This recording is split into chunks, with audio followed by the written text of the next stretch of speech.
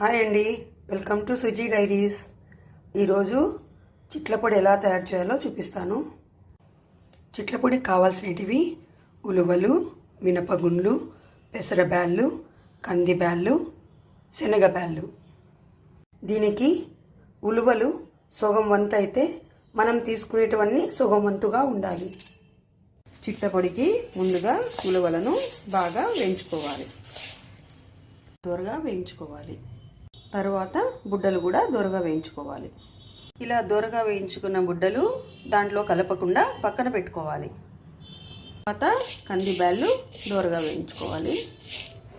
ఇలా మినపగుళ్ళు తీసుకొని దోరగా వేయించుకోవాలి.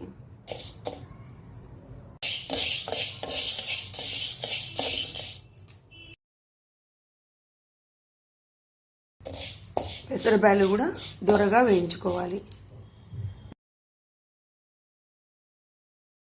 తర్వాత దానికి పట్టేటట్లు కారం తీసుకొని మిరపకాయలు వేయించుకోవాలి. మెంతులు కూడా వేసి వేయించుకోవాలి. కొద్దిగా నూనె వేసి ఇందులో మిరపకాయలు, జీలకర్ర, ధనియాలు వేసి దోరగా వేయించుకోవాలి. ఇందులోనే కొంచెం ఇంగువ కూడా వేసి వేయించుకోవాలి.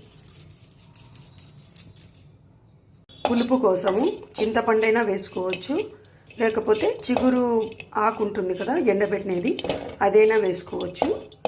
ఇలా చింతపండు అయితే ఇలా కొంచెం వేడి చేసుకోవాలి. ఇలా వేడి చేసుకొని వేయడం వలన ఎన్ని రోజులున్నా చిట్లపొడి చెడిపోకుండా ఉంటుంది. ఇలా అన్నీ వేయించి పెట్టుకున్నదాన్ని అన్నీ కలుపుకొని బాగా చల్లారనివ్వాలి. ఇలా బుడ్డలు ఒకటి పక్కకు పెట్టుకోవాలి. మనం వేయించి పెట్టుకున్న మిరపకాయల మిశ్రమాన్ని మిక్సీలో వేసుకోవాలి. ఇందులోనే తగినంత ఉప్పు,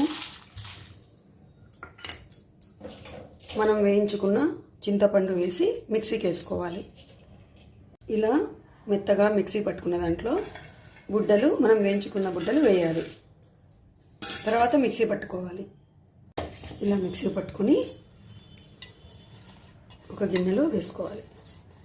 ఇప్పుడు ప్రతి ఒక్కటి అన్నీ అలానే వేసుకోవాలి. మనం వేయించి పెట్టుకునేటివన్నీ మిక్సీకి వేసుకోవాలి. ఇలా కొద్ది కొద్దిగా తీసుకుంటూ మిక్సీ వేసుకోవాలి. ఎల్లిపాయలు కూడా ఇలా పొట్టు తీయకుండా కొంచెం వేయించి పెట్టుకోవాలి.